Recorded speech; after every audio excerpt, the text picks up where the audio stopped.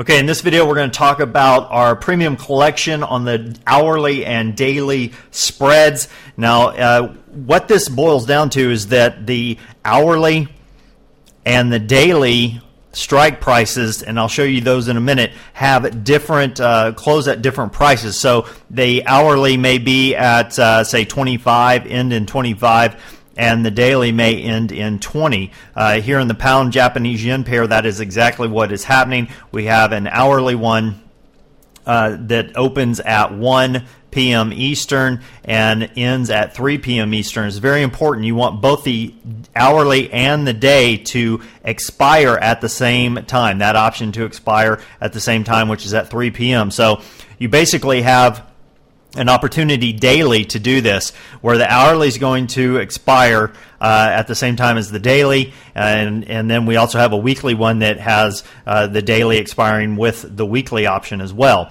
So what you want to do is get these two strike prices as close together as possible, and then you want to buy the higher one and sell the lower one, and you want to do that for less than $100. You want to risk less than $100. If you're at $100 or over $100, risking on both of those combined, at that point you're going to be risking too much, and you won't have any room to make money. But if you are able to get into these at say 40, 48, and 48, then at that point you have an area of about 4 pips worth of $4 worth of profit that you can take out of the market. So it doesn't matter what those prices are. It could be $98 or $96 for one and paying $2 for the other one, and you're fine because you're still left with a net of $2 there. And that's what we're trying to do. Make this as small as possible so that when it closes at 3 p.m., if it closes above it, above our upper one, we're going to make money. If it closes below it, below our lower one, we're going to make money. It's just this range here that we have to worry about.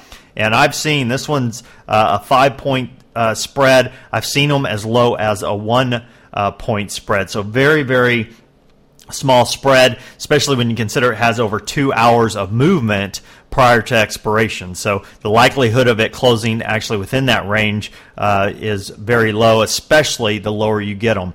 Now let's go over to our platform here, and let me adjust this a little bit. We can maybe take a look at what I'm talking about from a strike price standpoint.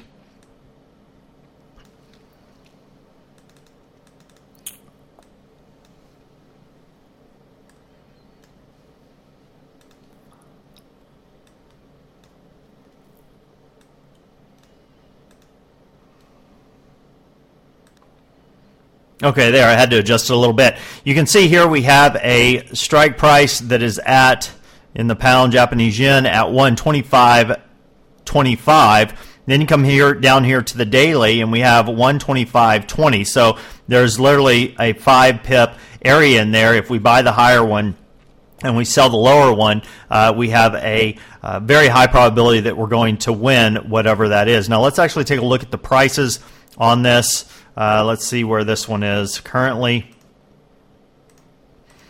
Currently we have 90 to buy it. We'd be risking 4 to make 96. And let's go over to this one, which is the daily, and let's look at selling this one. So we had 4, and then we have 93. So 4 and 93.50 is going to give you a net 70. You're risking, your total loss is going to be $97.50. And so at that point, we're going to be looking to make $2.05, or 50 cents rather, $2.50 on this one by selling the lower one and buying the higher one. As long as it doesn't close within that spread, we are going to make $2.50. Now, let's go on and take a look at another one. Here's one in the U.S. Canadian dollar pair. Look at this. We have 98.9801. We come down here, and we have 0.9800. So this one literally is 1 point here and 1 point here for it to close. So in this case, if we can get into this one, if we can sell the 0.9800 to the downside and then buy the 9801 to the upside, we only have the spread is pretty much zero at that point, or real close to it, and we will win no matter what. We just have to get in here and here a net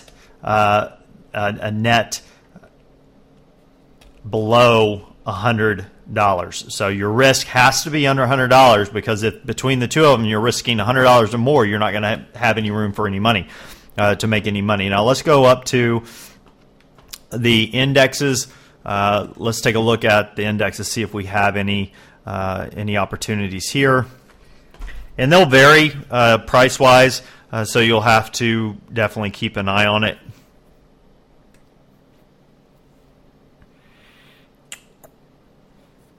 And these expire at 4:15. These expire at 3 p.m. So you got to keep track of when they actually expire. Here's one, 4 and 4:15. Ideally, you're going to want them to have an expiration time that's exactly the same.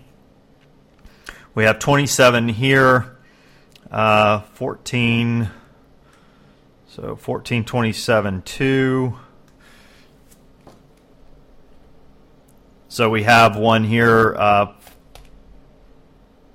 14:27:2 on the one up here, right here.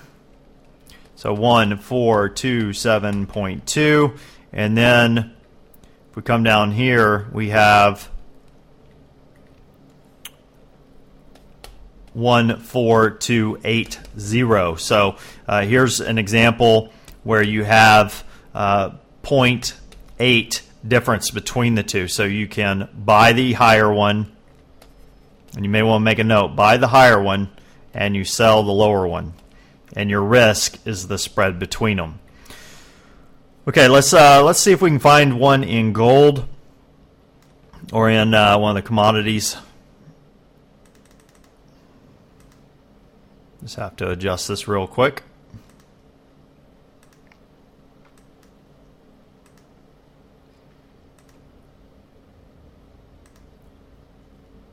Let's take a look at gold, corn. The expirations, you have to basically learn when they are and when they go away so that you can be able to trade those. Typically, though, we're going to have expirations for the indexes. You're going to see those that expire at 4, from 2 to 4.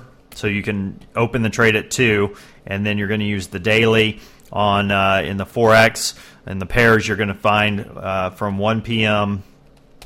to 3 p.m., and then you're going to use the dailies on those. Basically, you want to use expirations that are the exact same as the ideal, and you want to find expirations that are or strike prices that are extremely close to one another. So that is how we grab pips out of the market. It's our premium collection strategy. It's a very high probability type trade because you have 0.9. In this example we have 0.9801 that we're buying, and then we have 0.9800 that we're selling.